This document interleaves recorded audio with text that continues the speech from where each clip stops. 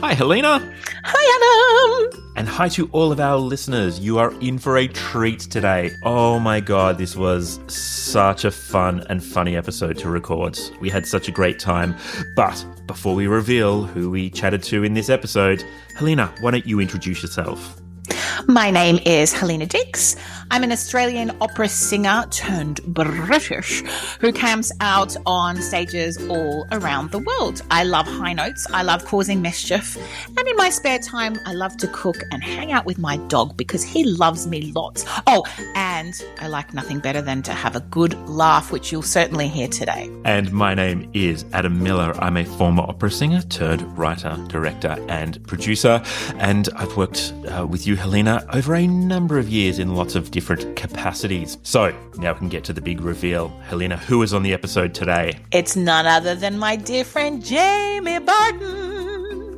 Yes, Jamie is an acclaimed American mezzo-soprano renowned for her rich, expressive voice and compelling stage presence. She's had a number of big wins across her career, most notably the Metropolitan Opera National Council auditions, but she really shot to fame and gained huge international recognition in 2013 when she secured the main prize and the song prize at the BBC Cardiff Singer of the World competition. Across her career, she's worked in lots of different opera houses, including Metropolitan Opera, Royal Opera House Covent Garden, San Francisco Opera, and Bavarian State Opera. Her repertoire encompasses numerous roles such as Azucena in Trovatore and Adalgisa in Norma.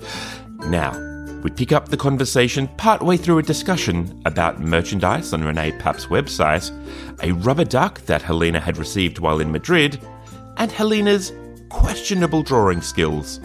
If that sounds interesting to you, listen on. I am the world's worst drawer. Adam knows this. Adam's seen some of my drawings. When I did Cosy like years and years ago, my lovely Dorabella was very pregnant and very hormonal, and she was about to cry before a performance. Basically, she was just really upset. I don't know, have I told either of you this story? And you did it on the podcast.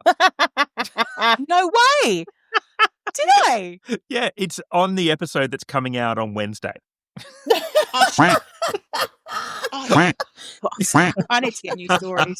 Right. Oh my God. But Helena, I want to know what the duck is that you will design for Jamie. That's the big question that we've got right now. We know you'll draw it terribly, but I just want to know what you'd hope that you could create. Thank you for your love and support when you just very candidly said, I know you'll draw it terribly. Thank you, Adam. We've been friends many, many years now. It's a caring and sharing environment. I've got the diva duck. Now I need to create the JB duck, the Jamie Barton duck.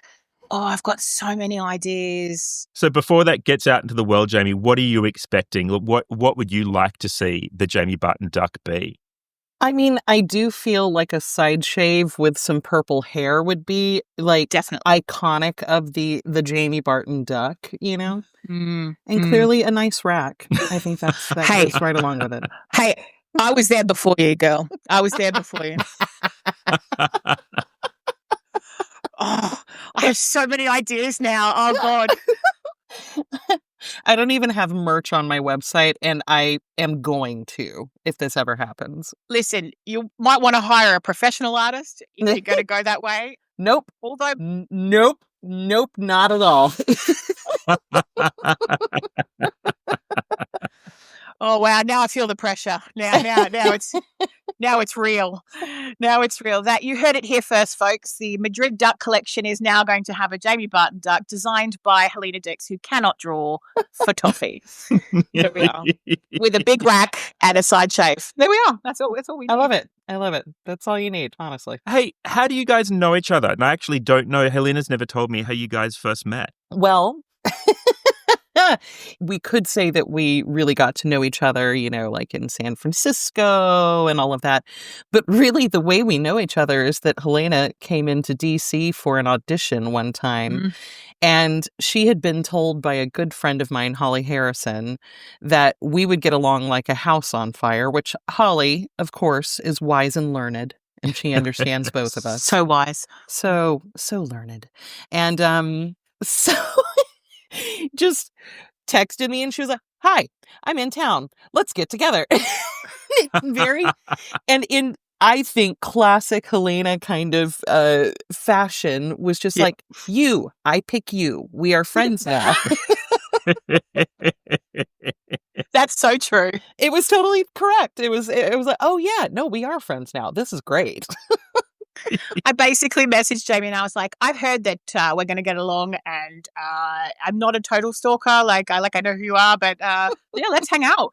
And I went to DC, and yeah, Jamie and I had a coffee and stuff, and it was like friendship from there. Like that, she never got rid of me after that. Yeah, yeah, basically, you're like a delightful disease. Just don't leave. You, wow, wow. We're designing merch right here now. That's the t-shirt. Helena Dix, a delightful disease. And it's close to my cup size, but it's not quite. So, double D in the house, Oh my gosh. That is a little embarrassing, but true story. And yeah, as Jamie said, we then got to know each other, didn't we, in quite well in San Francisco, because I jumped over to cover on Devereux and ended up doing quite a lot of rehearsal, and Jamie and I got to spend some awesome time together in San Francisco, being foodies and days off in the woods. Yeah, it was Do you great. remember going out for garlic noodles to that place that we had to take buses to get to? But the garlic noodles. You've talked about the garlic noodles on the podcast. Yes. And Jamie we had to wear these were they bibs or something that they gave you at the restaurant? Yes. Which is a good thing, because it's like a crab covered in garlic butter. So it's definitely I was definitely going to get it all over myself. So that was kind of good of them. But we were not going to make friends after that with anyone else if that had gone anywhere on our clothes. But straight from there to rehearsals for the love scenes. Yeah. Yes, exactly. Don't smell me. Don't smell my breath. There's another piece of merch for the t-shirt or a coffee mug. Don't smell me. Oh my God. The duck is going to have a bib, like a crab, a crab garlic. Oh, this is getting better. There's going to be several. I was going to say, it's either going to be a series or this duck is going to be a chaotic mess. I think there's going to be lots of tuning down, lots of trials, and then we'll have to see where we end up. Yeah. So yeah, that is where we met, Adam. Yes. Yeah. And we've never looked back since. Although I have to say, hand on heart, I mean, I obviously hadn't met Jamie at this stage, but when Jamie did Cardiff Singer of the World, and because I'd done Cardiff Singer of the World as well, and you get a bit of PTSD when you've done a competition like that sometimes when you watch it.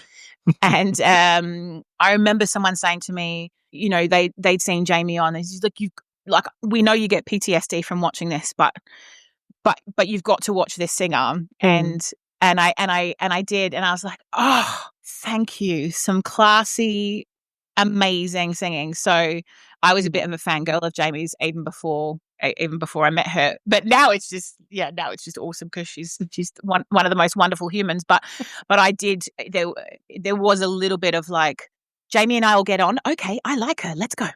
And Well, thank you for being an OG fangirl, and I'm glad I could help you get over some PTSD. I think you're one of the only people I've watched that didn't start twitching, over it. So, Jamie, just speaking of Cardiff Singer of the World, you won the main prize and the art song prize. Is that right? That is correct. Yes, back in 2013. And am I right that you're the only person that's pulled that off? No. There was a tenor before me, and another mezzo after me has done the double. But I was the first woman, so I will take that. Nice. There we go. The first woman to pull it off. Yeah. That's amazing. And is it the launching pad that everyone perceives it to be? What did that do when people saw you take out the big double? Well, first of all, taking out the big double sounds like a double entendre. Adam, I'm just going to go ahead and throw that out there. More merch. I was like, double, and I went, no. No problem, Helena. I got you. Thank you. And there's me with the censor button, just pause, ready to go. And then I set it up. What's going on? I hope this episode is just full of bleep. Actually, Adam, can you tell Jamie what the noise is for Eddie swearing on? Oh, it's a quacking duck.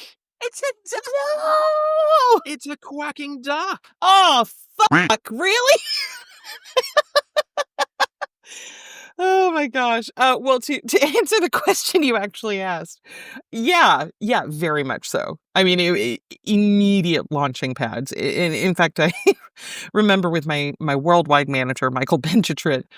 Luckily, he had been through this before. He was Nicole Cabell's manager when she won. Oh, right. So he already had experience with this and he understood what it could do. And so even at the competition, I think it was after I had won the song prize, but before the main prize even happened, he basically took me aside and he was like, listen, if you win this, what we're going to do, we're going to pause for the next 3 months and we're going to let a whole bunch of offers come in and then we will decide what we want to do going forward, which was such a smart way of doing wow. it. Cool. Yeah. There wasn't the pressure of I've already said yes to this and it conflicts with this other thing and blah, blah, none of that. And also, in 3 months' time, I went and I planned out the next 5 years of my life. And when I say planned it out, I mean solidly planned it out. That's awesome. Wow. I mean, it was fantastic. And it was a game changer in a life-changing kind of way for me, that particular one. So, no question there for me. And so what did that next 5 years look like for you then? So you took off your 3 months and then what happened? Pure insanity. And she never looked back. Designing ducks. It was amazing. She went totally quackers. Yeah. Completely quackers. I mean, I was already there completely. But well, no, it was frankly when I went to that meeting and we decided what I was doing with the next 5 years of my life. I remember his office was over at Columbus Circle in New York, and I walked out of the office and I walked over to Hell's Kitchen and I went into a bar and I sat down and I ordered a drink and I started to cry. Oh, wow. And it was so many things. It was a bit of overwhelm. It's a lot. But it was also gratitude and also terror. Of course. How am I going to learn all of this music? And of course, it's just putting one foot in front of the other. But we really did try to do our best with the scheduling in terms of, what I felt my capabilities were, the projects that I really wanted to be a part of. It basically got to a very quick point of me being able to say no to things that I just didn't feel called to be doing, which is such a privilege. I mean, what a great position to be in. Oh my gosh, such a privilege. Yep. But it was also the reality of it was a lot of learning. I think my eyes were a little too big for my stomach, as it were. I tried to take on what I felt I could realistically do and what I wanted to do. And I got into some situations where I was like, oh, my brain won't let me learn any more music right now. I've had no downtime and I've been doing nothing but learning music and regurgitating that. So, I definitely, I found several different thresholds across those 5 years. But you've got to, don't you? You've got to be in that situation as a young singer.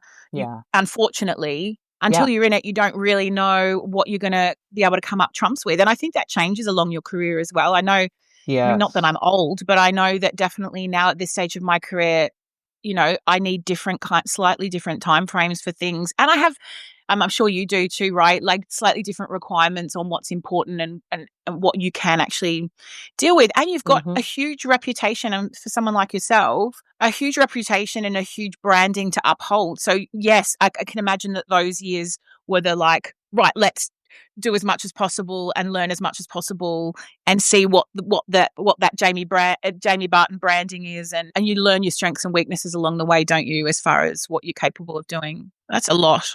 You learn your strengths and weaknesses. And like you said, you really do learn your limits, and also at the same time, it wasn't just career that was going like gangbusters. I mean, that was absolutely happening. But within a year of Cardiff, I was getting divorced. Mhm. Like there was a lot of life happening on the other side of things. And that's like in between me flying around the world and doing this job. And so it was a lot to manage, but it's the challenge that every girl dreams of, It's it really is. It's a privileged problem to have for sure, but Yes. it was certainly something to learn how to manage. It's Mhm. sink or swim at that point, really.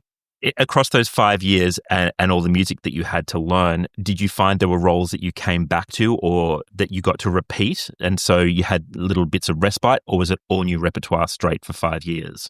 Yeah. There were definitely roles that I got to return to, most of which were ones that I learned after Cardiff. That was when I really started doing some of the bigger roles. Because, of course, as a mezzo-soprano, I could easily, especially early career, I was doing a ton of the the little, I'm a maid, I'm a best friend, like all of those tiny little roles, which I needed to. That was part of, my training wheels. But truly, just a few months after Cardiff, I was doing my very first Adalgisa, and that one just happened to be at the Met. And so, Oh my God.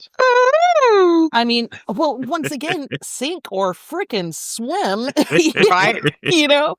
Yeah. And luckily it was, one of those situations at the Met where they tend to do this, where they give you, you get 7 cover performances and then you do 2 of your own or that kind of thing. I know it well. Yep, I know you know it well. And so it was a good way to kind of get in there and, get the training wheels off and actually do the thing. And then I returned to that role quite a bit. Gosh, I'm trying to think. Adalgisa was with me quite solidly there for a few years.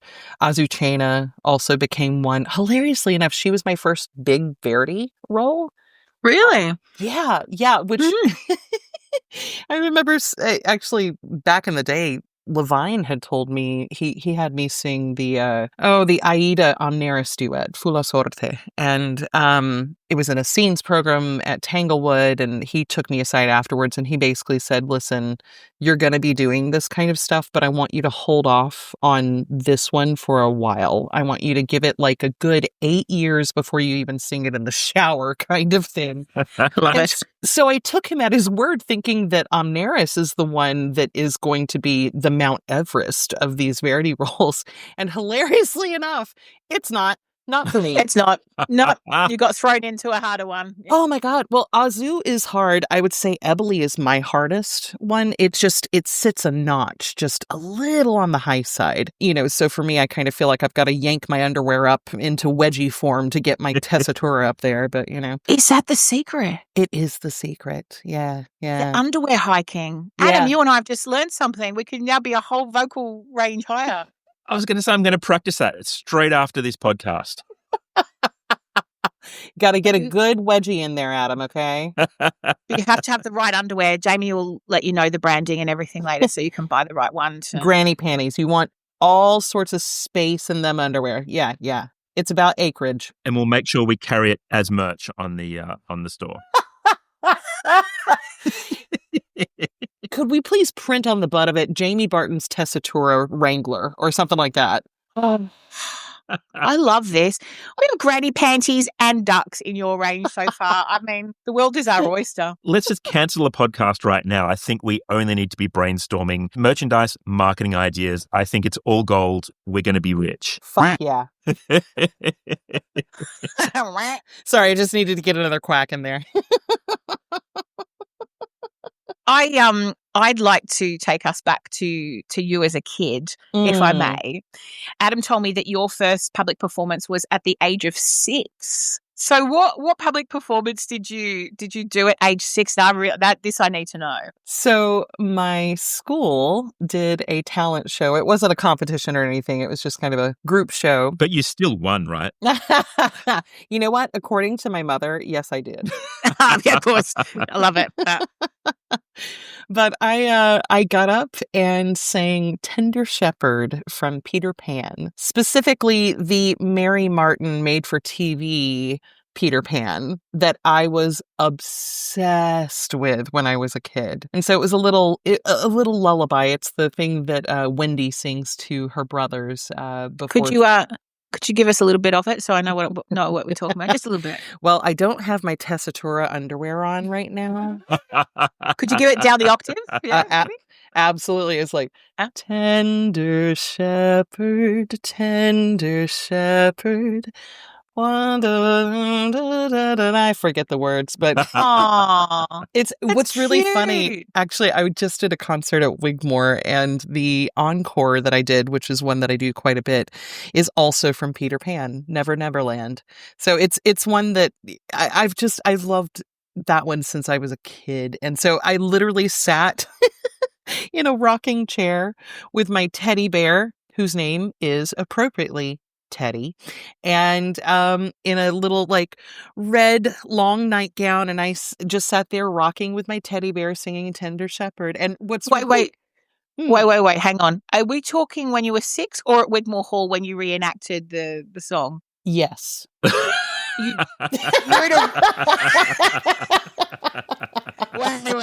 I have images of you at Wigmore Hall rocking chair with a teddy bear. I don't think the British public would be quite ready for that. I mean, what's really funny is that minus the teddy bear and the rocking chair, that basically was Wigmore, because I was in a long red glamour muumuu. So it was basically. But yeah, that was my first performance. Aww. Gorgeous. And did you know, from a little girl, you always in love with music? Or was it something that was a huge part of your life? Was your mum into music as well? Or? Oh, yeah. My parents were definitely both into music. My mom definitely more of a consumer of music. My dad and my dad's side of the family, music was not only something they just enjoyed, but also something they did.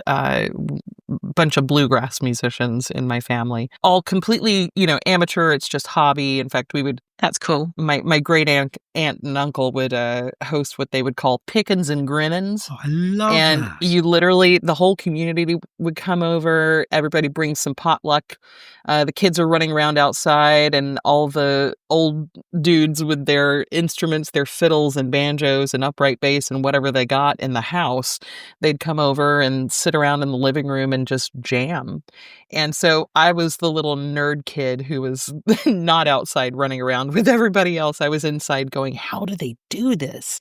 How do they know what harmonies to sing? Oh my gosh, just like noodling over that. So I love that. That's we didn't have so good.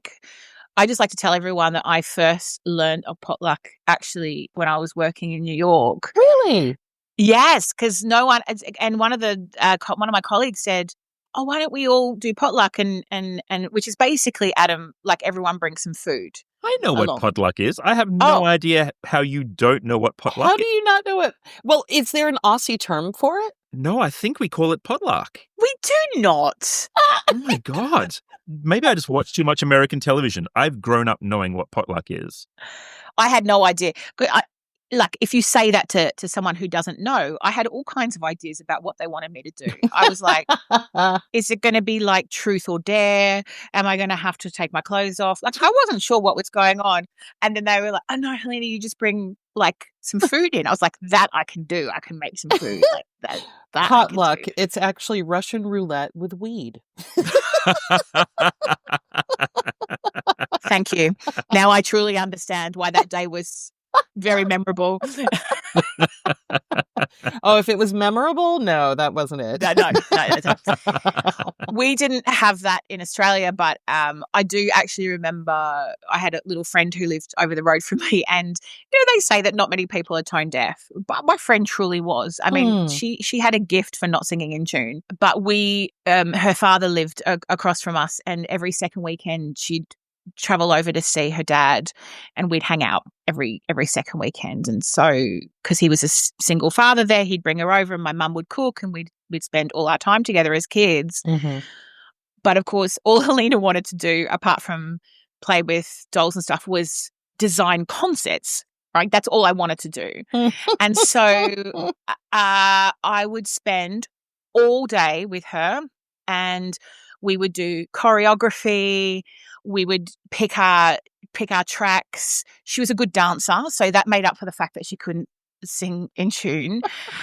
And little Helena was a bossy little cow. I mean, obviously, some people might say that not much has changed, but I was really like, I was like, right, so we're going to sing like all the songs from like the Barbie fan club, and at that time I had this tape. I don't know where it was from, but we sang like kids songs like "Parcel in the Post," "Hula Hula Hula," "Hula Hula Hula." We'd like do all the dancing.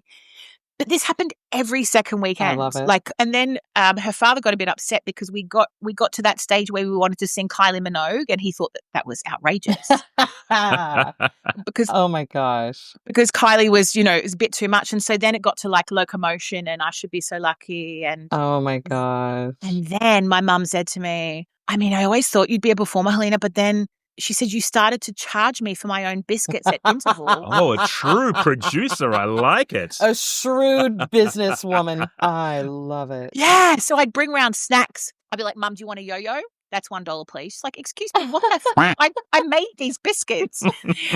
So she wasn't sure which way I'd go. But so you had all these awesome musicians just jamming and stuff. And Yeah. so where did the classical path end up coming from?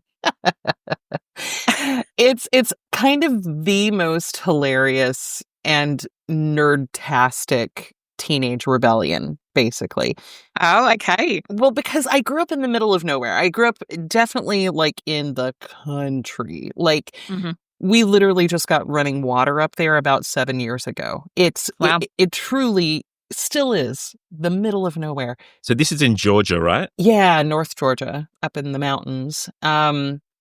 A beautiful place to live, but very removed. And, Mhm. One of the beauties of having parents who really loved music is that there was always music going in our house. But that meant that we were always just listening to what our parents listened to. I was born in 81, and I practically missed the musical culture of the 80s entirely. Just, we were so far off the map. So we were listening to the albums that my parents had, which were mostly, classic rock. Okay.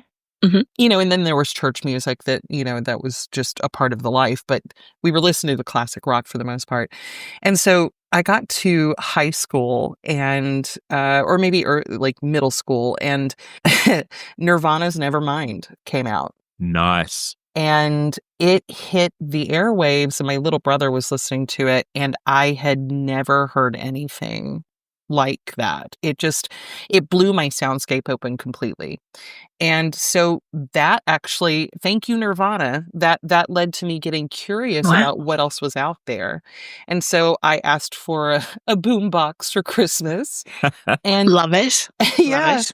And at night I would sit in my room and I would go through the channels. And it turns out, of course, I loved alternative and music in the 90s, but I also fell in love with the NPR station out of Chattanooga, Tennessee, which was much clearer at night for the youths out there. That's a whole reality about radio back in the day. But whoever was the DJ at that NPR station was really in love with like late romantic orchestral and piano music. So a lot of like Chopin, Tchaikovsky, Beethoven, Mahler, like all of that kind of stuff, which, as it turns out, is absolutely 1000% my bag. Like, it hooked me. Yeah. Yeah. And so I started asking for, I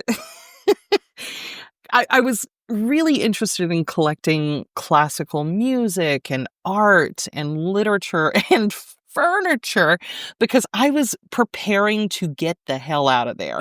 I wanted to move out of the middle of nowhere and go experience life in other cities. And I was reading a ton of Anne Rice at the time, and her historical fiction is fantastic. So I was dreaming of being in other parts of the world and, I love that. getting to experience all this stuff. And so I really leaned into it because it was something completely different. From where I came from. And then, I was doing choir at the same time and started doing community theater, and it all just kind of eventually led into this. So yeah, that's the origin story. When you say you did community theatre, what was your first? Did you do like a play or a musical role? Yeah, tell me what was your first lead role, Jamie Barton? Oh, lead. Oh, Helena, you're so kind for thinking that I might have ever gotten a lead in community theater. What? Oh my God. The closest thing I ever Were you the tree? Not quite. My very first one was Sister Sophia in The Sound of Music. Oh, that's a good gig. It was a great kind of first one out. I also remember that the Sister Margareta was this woman who just a hilarious, and I'm going to say this word because I can, because it's the people of my people, a hilarious redneck who loved to make jokes about, she was like, I'm Sister Margarita. Let's go out for margaritas after this. God, no way. Oh, yeah. Brilliant. Oh, yeah. Me in high school, I'm like, okay.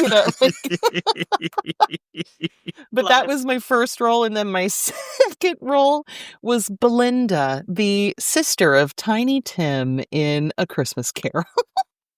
Mate, they obviously set you up for all the big roles that you do now. I mean, what a stepping stone. Well, the funniest thing is that the dude who played my Tiny Tim, his name is Jeffrey Self. And Jeffrey is like, he lives in LA and he's an actor and he's on TV series. No way. Yeah, wow. Apparently I was the first person he came out to. And, so Rome, Georgia had a burgeoning arts community that they didn't even know about. And I don't think, we as children knew anything about either. But yeah, no, it was kind of a lovely way to just get to play. Play with the art form, play with that kind of creativity. It was lovely. Yeah. You've got all these people who have come out of that art scene. What was it about that?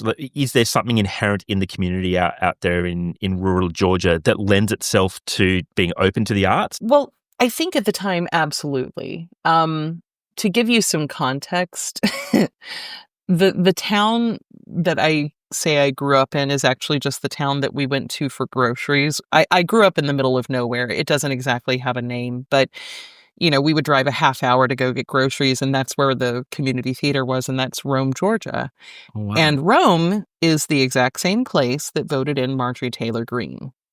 So the dichotomy is thick, honestly. Wow. But that being said, at the time, and even all the way through my undergrad degree, one of the local colleges, and there were a lot of, there were actually 3 colleges in my hometown, a community college and then 2 others, Shorter College and Berry College, which we lovingly named Sorta College and Barely College. Of course you did. I love it. But Barry had, a lovely arts department, and Shorter at the time was the sleeper hit of colleges for arts in the Southeast. It really was kind of a humble beginnings kind of place. It didn't really have great resources. We didn't really have a theater. We did operas in a black box theater that the musical theater department used, and concerts in the carpet lined chapel, that kind of thing. But the thing is that the faculty that was there was just phenomenal. And when I was there, for example, my voice teacher, who was kind of the new guy on the faculty, eventually, and actually I followed him there, he eventually ended up teaching at Indiana University and is now the chair of the voice department there. Another one of the voice faculty members literally celebrated his 55th year of teaching when I was in undergrad. Wow. His wife, who was on piano faculty, celebrated 45 years.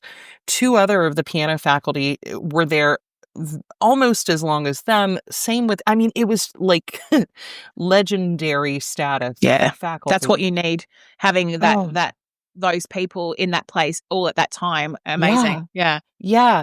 And so for a long time, they had established this school of arts that just, Shorter College would go to competitions and just sweep. We would take out all of the categories, and that was against schools like University of Georgia and Georgia State, and, some much larger institutions with a lot more money, but they didn't have the teachers that we had. And Mm. so I think, I mean, it's my assumption that having a school like that in a community like Rome, it's a small enough community that it does kind of bleed over into the community. You do actually get kind of this burgeoning arts scene where there is at least a community theater where I could go audition for things, and there's a local choir. There was a choir director when I was in high school who just decided, she was, one of the local high school choir directors, but she decided she wanted to create opportunities for choral students to be able to travel abroad. And so I went on 2 different trips with her and her choir, one to England when I was a sophomore, and then one That's to Italy, I incredible. think, when I was a senior, which, coming from where I came from, it was unbelievable. It still Wow. kind of is unbelievable to me that not only could she do this in a way where we could financially afford it, but for those of us who came from nothing, which was me, I was one of those, she would set up, a series of fundraisers throughout the year so we could make sure that we had the money to be able to go. So it was, I think Rome at that point, we were standing on the shoulders of the adults who took the baton and said, right, we're going to create opportunities for kids around here. Isn't Um, that amazing? What yeah. That's fantastic. And it's funny that you say that, actually, because I didn't know that, like, about the start that you had, but it builds you as an artist too. Because one of the things for me, I mean, obviously you and I are friends, but even more than that, in your presence in the operatic community, and just as a human, I mean, you are one of the best humans I know in this industry. And I think one of the things that makes you such a great artist, apart from your amazing singing, of course, is the fact that you wear your heart on your sleeve and that you're generous. And I wonder if, I mean, of course, Jamie Barton as a human is going to be affected by many things from childhood right up, but having that community and support and love and, you know, building that from the outset must really have helped you to become that as well in yourself, Oh, or see yeah. those values as important in rising up and Oh, and and yeah. taking yourself through. Yeah. I kind of view myself in many ways as a poster child of the fact that it kind of doesn't matter where you come from, what Mhm. background you have.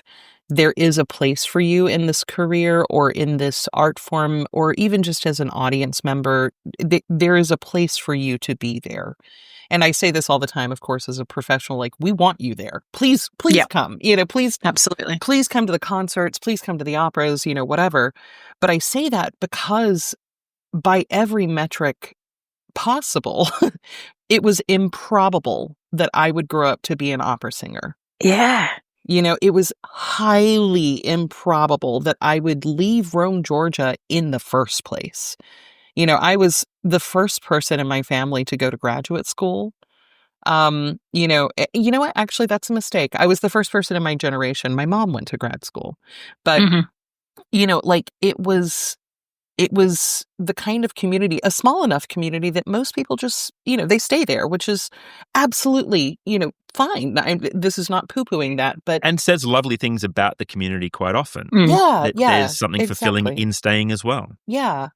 But if I can do this, if I can find a niche in this to enjoy and love, and it can move me, then I wholeheartedly believe that there is room for everybody who wants to be a part of this. I love the image of a young Jamie Barton, out in the middle of nowhere, lying on her bed, listening to the radio and hearing classical music for the first time, and Mhm. just being so moved by it. Because at the end of the day, like, that's why we, well, for me, it's part of why I love music so much, because it can transform, inspire, Mhm. create imaginative things. And I just see the young Jamie Barton going, wow, that's so cool. I love Oh, that, like, yeah. no, out of nowhere came this love. I mean, I don't have that story at all, but I will say that growing up in Australia with a mum who loved Tom Jones. Not that that's a bad thing.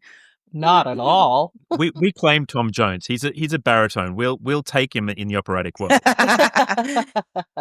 It's not unusual to be loved by anyone. That was about as classical music as it got in my family. And my mum decided, being her only daughter, that she'd take me to the ballet because she wanted to culture me, never knowing, of course, that I would grow up to do opera because classical music wasn't a thing in our family at all.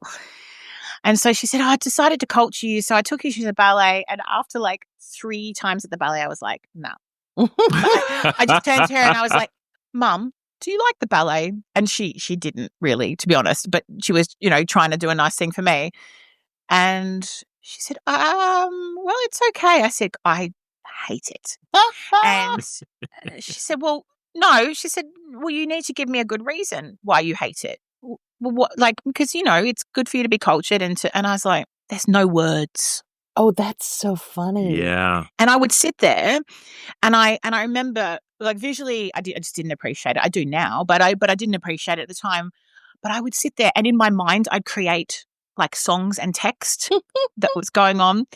Because it's funny. And so now she laughs about it. She's like, never would have dreamed that you'd grow up to do opera. But I love that. I love that story. I have to say, actually, this is kind of a perfect example of there is something for everybody in this, because the whole reason I fell in love with classical music was because there were no words. Wow. And it was listening to the orchestral stuff, the piano stuff. What I loved about it was that my imagination started to spark and I started to imagine what this music was, what the story was that came with no words. And I loved that. I loved that I could, dive into, a piece that I had never ever heard in my life. And it was almost like I was, creating a movie in my mind of whatever it meant. So it's just kind of funny that you were like, nah, I didn't like it. Different for everyone. Exactly. Yeah. Exactly. Yeah. It was, and hilariously enough, now, words are, the bane of my existence as a singer. And mine. Yeah. But that is the mode that I use for the most part to tell the story. But yeah, I love that. I love that it was 2 very opposite entry points for us in many ways. But yet still meeting the same point. Now listen, I heard a rumor and I need to know if this is true. It's not true. It's not true. Whatever it is. Okay, we can move on. It's not true. Yeah, okay. All right. See you later. I'm just going to put the mic down now. I heard that you are not a fan of Mozart at all. Okay. Is this true, Jamie Barton? Now listen, when you're a vocal student starting out, did someone make you sing Voi che sapete too many times? And is that why you don't like Mozart? Okay. It is mostly true. Okay. With a caveat. Okay, come on. And this is me as an audience member, okay? Okay. Mm-hmm. I don't like Mozart opera. I find it, for the most part, unless you get a sincerely amazing cast and director that comes up with a production that is actually interesting, I find it very boring.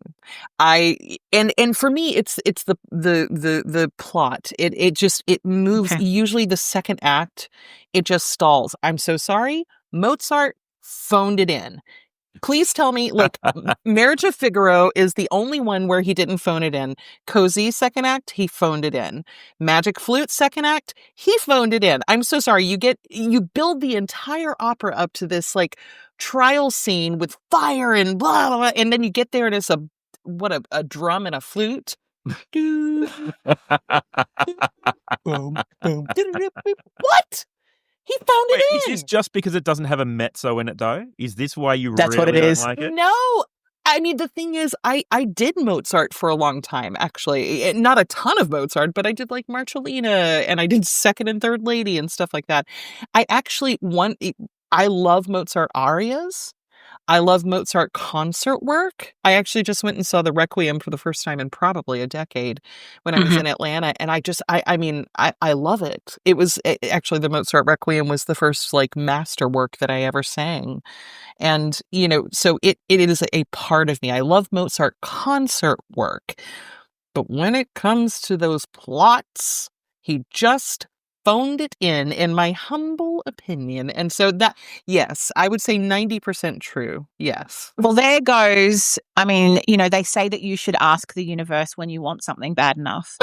And I'm coming back to singing First Lady in flute after I did Oh it my with God. Colin Davis, like in 2003, 4, was it, Adam? Yeah. And I'm coming back. I'm doing it later this year in South Australia.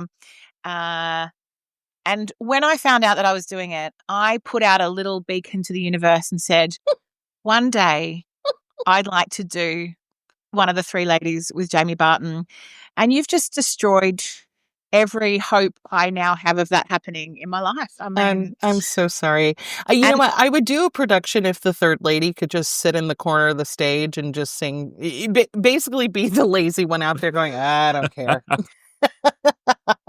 So wait, if we could organize a rocking chair and a teddy and some really comfy pajamas and a duck, we could could be make dressed this as happen. ducks. Because we could take this to Germany and have a dust concept. I was going to say that it. is a Reggie theater right there. That would work. I would do that. I would do that, but only with you. And that wouldn't be because of Mozart. That would be because of you, Helena. I will take that. I'll keep hope that the universe will deliver that to me one day. Maybe not so much with the ducks, but because you know I'm not sure how I'd look as a duck. But we've both got good racks, so it's true. But ducks are perfect in the magic flute. Because it's all about the birds. It's all about... Okay, well, I love the way that as First Lady, you're like, I'm not engaging with the Papageno character at all. You're not paying any attention at all to the fact that it's all about birds. Okay, I was just focusing more on what my cleavage would look like as a duck. I'm not going to lie, like that. That's just where my head went. I'm not going to lie. Now, I was going to try and segue this a bit by saying where we're talking about cleavage and ducks, and this is obviously sexy talk now. So I'm going to get into my sexy talk question. Oh my God, I'm so excited. Jamie Barton, what is the sexiest aria that you've ever sung? I mean, the first one that comes to mind, and I don't know if this would be like the final answer, but it's a good answer, I think, is Mon Coeur. Oh, yeah. That's a good nice. I mean, you know, those chromatics in the chorus of it, it just, I mean, it oozes sex to me. Of course, there's the Carmen stuff as well, but I think Mon Coeur, for me, more so than Carmen in many ways, would probably be the aria. And have you done that role? Haven't done the role. I've sung that aria in galas and stuff like that, but I've never, ever had an offer for Dalila. We're putting it out there now. Yes. Sure. Thank you. I also love the fact that you call it an aria. Every tenor I've ever spoken to calls it a duet. Oh my God. Just because he gets to mumble during the chorus. Oh my God. Shut up. Ugh, that's an aria with tenor accompaniment. So, if you got to direct an opera and you could have, you know, your cast that you wanted, the vision that you wanted, you could stage it anywhere in the world, what would the opera be? Where would it be? Talk to me about it. It would be Carmen, hands down. Ooh. Yeah. The idea, and this is one that I had during the pandemic, which I would absolutely still do.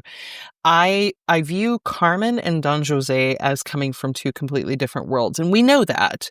But in my brain, Carmen is like Seattle liberal, like colorful, a little grungy, like super leftist, that kind of thing. And during the pandemic, there was an encampment that was set up on Cap Hill over in Seattle that was basically a protest. And, you know, they were really protesting the police presence and stuff like that.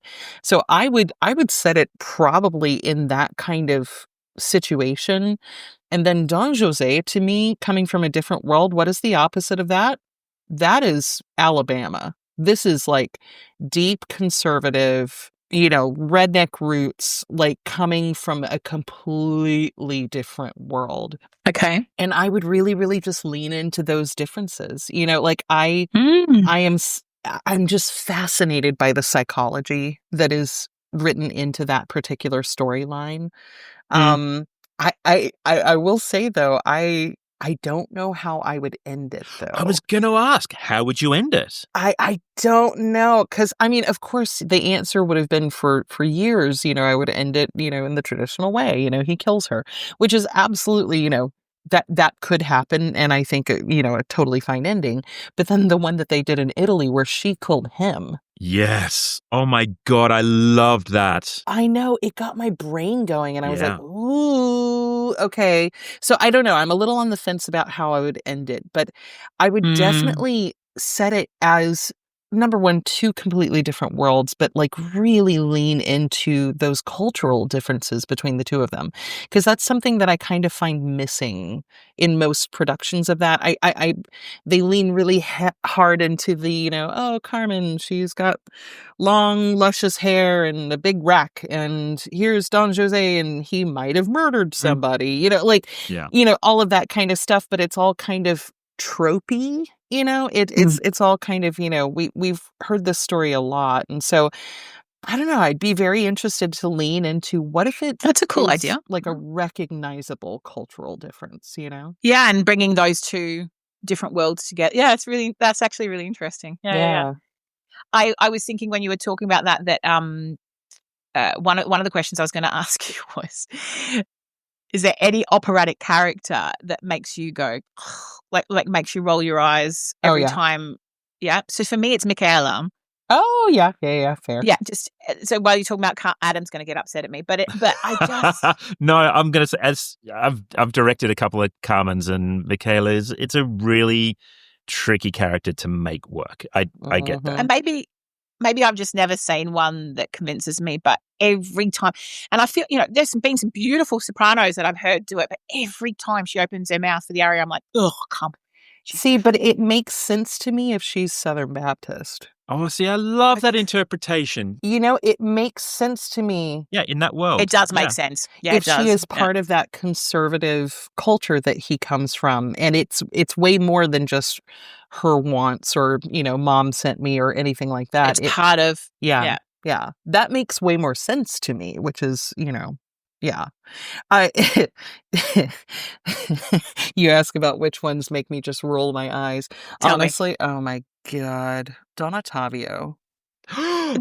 Oh, well, yeah, yes. He can just kick rocks for all I care. Please go away. Stop complaining.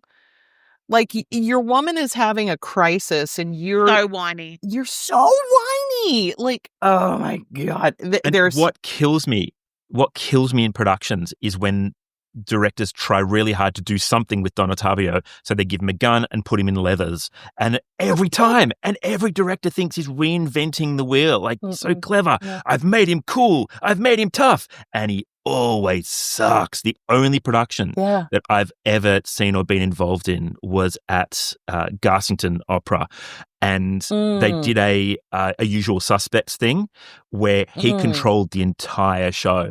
So even though his character within the actual narrative was wet and useless and drove nothing, he manipulated every scene and he was pushing and pulling characters, and he actually starts the show by starting the lighting, by actually kicking off everything. And he finishes the show by revealing himself as Don Giovanni's being dragged into hell. It's set in a madhouse in that final scene when he's dragged into hell. And all the people who are dragging him into hell are in surgical masks. And the final reveal before both Leporello and Don Giovanni scream is he pulls off his mask, revealing that he'd set the whole thing up to bring Don Giovanni down. And that impels the scream. And I'm like, that was genius. I loved that moment. I have to give a shout out to Garsington, because one of the only Mozart productions that I've actually really enjoyed was there. And it was their Idomeneo, like probably a decade ago. But like, bravo for making me like Mozart, Garsington. There you go. Seriously. There you go. Bravi tutti. It's hard to do. Because Adam and I often talk about food on this podcast, I want to try and make sure that I get this question into you. Do you have a go-to snack or meal or anything post show? Like, do you treat yourself to something in particular after shows, or is there a food item that drives the Jamie Barton experience after winding down? I mean, some chicky nuggies from McDonald's with sweet and sour sauce will do it every time. There isn't really like an after show kind of staple that I have because, of course, we work all over the world, so it kind of depends on where we are.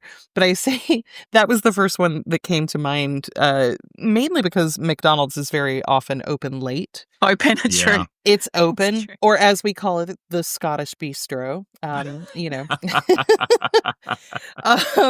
I remember a couple of years ago, I was doing Tristan in Santa Fe, and with Santa Fe, they start shows after dark because it's an outdoor theater. So for the lighting, for the most part, you really do have to start after dark, which is tricky for a 4.5-hour opera. It's quite a late night, and Santa Fe really it's a small town.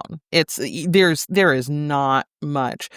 And so when I was doing it, I was doing the Brangena, and my best friend / soulmate, Heidi Melton, was covering the Isolde.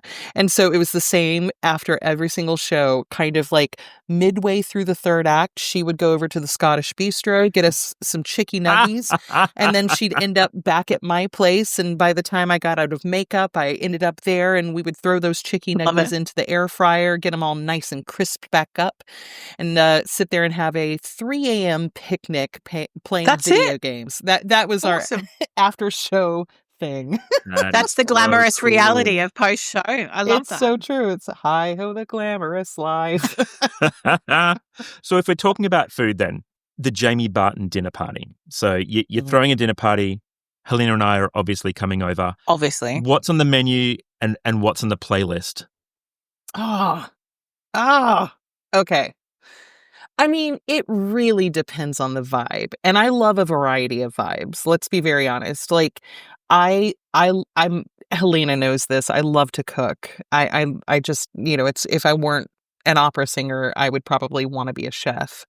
So there are definitely, the high end kind of things. Actually, my best friends were reminding me that during the pandemic, for one of my besties' birthdays, I did a whole a beurre blanc, sous vide lobster with all of these, that kind of stuff. Like I love doing that kind of stuff, but also the first thing that came to mind is if I'm doing a dinner party, man, I'm firing up the smoker and I'm making barbecue. Yes. You're Adam's soulmate for life now. That's it. I am obsessed with barbecue. Obsessed with it. I toured a show around Phoenix and Texas, a whole bunch of places, and just became obsessed, not just with barbecue, but like the differences between barbecue. Mm-hmm. So barbecue out of Georgia, I've never been to Georgia. What's the go there? Well, the thing with barbecue out of Georgia is that, if for those who are listening who may not know, barbecue in the United States it's a cultural art form. And depending on where you come from, it really determines what the sauce is, what meats you use, the preparation. In Georgia, we don't really have a Georgia style of barbecue. We actually geographically happen to be kind of directly in between several different styles. So we've got the South Carolina, the North Carolina, we've got the Tennessee, a lot of influences. So it really is kind of a middle roads kind of thing. I would say our specialty is definitely going to be in the pork direction. We, pork butt, pork ribs, that kind of thing. And then the sauce tends to be also kind of a combination. It's my favorite kind of sauce in that you can kind of take, the vinegar sauce of North Carolina and mix it with the mustard sauce of South Carolina, mix it with the tomatoey, brown sugary, vinegary sauce of Memphis. And, kind of it's a mix of all of them in a way, That's all I want now. I was going to say, now I'm starving. I'm so hungry. I also, being from Georgia and not from, say, Texas, I have very snobby views on what can be considered barbecue. Ooh, now, I need to hear in these. Texas, I know, and I'm about to get controversial, guys. Wait for it. Let's sound the duck right now. Yep. Well, in Texas, brisket is kind of king in Texas, so you have the beef barbecue, but they also love to throw sausage on the barbecue. And I'm so sorry, but sausage is not barbecue. And I know that's controversial. It's me not liking Mozart, basically. I'm with you as well. Sausage is not barbecue. I totally agree. Thank you. All the Australians have just switched off the podcast because you've upset them due to the sausage sizzle nature of... Anyway, carry on, please. But listen, there's a difference, though, between barbecue and grill. Yeah. And we grill in Australia. Yeah. Yeah, exactly. Like, put sausage on the grill, no problem. But if you're cooking low and slow for a long time, to me, that's a bit of a quick fix. It's not actually barbecue. I want something that's going to be melting the collagen in the fat and the bones and the meat. Like I want something that will come out like meat butter, with I felt... Can I just butter. stop you right there? I love that. Yeah. Can I stop you both right there? I felt surprisingly aroused when she was saying that. I'm not going to lie. I think I need a moment. All right, I'm okay. I mean, but similar to you, Adam, I always say barbecue is my favorite food group. So you definitely host with a... I love that. Well, I'm definitely coming over for your next dinner party. I would do it. Are you a dessert? Are you a dessert girl as well? Yes. Oh, and well, it's not only barbecue, but it's also the sides. I'm a sides girl too. It's all about the Gotcha. sides. Yeah. It's really, you have to balance it out because barbecue can be a little heavy sometimes. It's definitely quite fatty and it's delicious and lush, but you want something that's going to balance that out. So yeah, I'm a whole picture kind of foodie when it comes to planning things. But yeah, definitely, being from the South, I would probably do something like banana pudding or a strawberry shortcake or something like that. Something light and sweet and lovely. And then you were asking about tunes. I'd have classic rock on because, that's what I come from. So good call. So I am conscious that we've taken up a lot of your time, Jamie, and thank you so much for that. And I'm going to put you on the spot again and say we would love to have you back again. There is so much more that we'd love to chat about. This has been so much fun.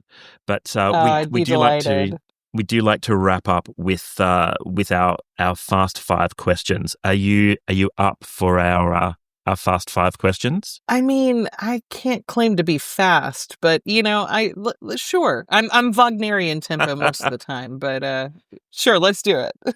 Jamie Barton, can you juggle? No. There we go. Just straight up no. Have you ever busked? No, I haven't. No. What? I know. Wow, there we go. And I think you've answered this one already, perhaps. But if you weren't a performer, what job would you love to do? Okay, I did kind of answer this one because chef is definitely one of them. However, during the pandemic, I really started to think, okay, what if this industry doesn't survive? What if we don't get past this? What would I want to do? And the answer I came up with, and I am sticking to this, I would happily do this, would be to open up a cat cafe. Yes, that is cool. That would suit you so much. Oh yes. my gosh. Make it a good cafe where you have like gluten-free things available because I'm a gluten-free person and all of that kind of stuff, but make it to where it's a foster system for the kitties. So they get actually adopted out and they find forever homes. Yeah. See, I think I really am a cat lover. So I would be very, very, there would have to be an application process. I would have to, we'd have to approve the forever homes for sure. Yeah. Jamie, if you could perform a duet with anyone in the world, living or dead, who would it be and what would it be? Oh, now that was I appreciate hard. that you want to say me, but you don't have to. Well, clearly, first answer, you and anything. Clearly, yeah. But then the second answer that comes up is actually a mandolin player named Chris Thiele. And we've actually sung together before, but I'd want to do a proper concert and do several things with him, but most of all, some Radiohead. I would love to do that. Yeah. That is a cool answer. You are infinitely cool. Every answer is just this cool thing. Just kind of throw it in there. Amazing. Can I just say that Adam and I have been friends for a very long time. He's never said that to me. But anyway, fine. What's the last question? What's the last question, Adam? Moving on quickly. Okay, Jamie, if you had to enter every room for the rest of your life with a personal theme song, what would it be? Led Zeppelin, Kashmir. Again, very cool. Yeah, hands down. Very, very cool. Either that or like the heavy metal orchestra epica playing the the march of Darth Vader. That was oddly specific. I'm just going to say. I just love that it's an orchestral version and it's badass. Honestly, it's so good. It is so good. So I think it would depend on the day and my mood, but Kashmir would probably be the one that I would pick. Yeah, that's a good call. Helena, have you got a bonus question here? Yes. Now, Jamie, I want you to really think about this. Oh boy. Have you ever eaten pizza with a knife and fork? Yes, I have, because when you have Chicago deep dish pizza, you absolutely need a knife and fork. Yeah. Now, that being said, as somebody not from Chicago, I would also term that pizza to be a casserole. I don't think it's necessarily a pizza. It's a pie. It's a pie. It's a pie. I think I'd like a judge's ruling on this because I don't think that is a pizza. I'm going to call it right now, and I'm going to say, Helena, you do not get the point for that. What about regular pizza? Have you ever? No, is it just hands for that? I mean, I tend to hands it. I'm sure at some point maybe I might have, but I don't know. Fine, Adam, you get that point. Whatever. And with that, Jamie, you have cemented your coolness right there because you don't eat pizza with a knife and fork. But we do just want to thank you for coming on the podcast. It's been a joy. We've had so much fun. And I'm going to have so much fun editing this and trying to bleep out everything and take out anything inappropriate. So, yeah, thanks for that. Oh, there are going to be so many fucking quacks. I'm so excited.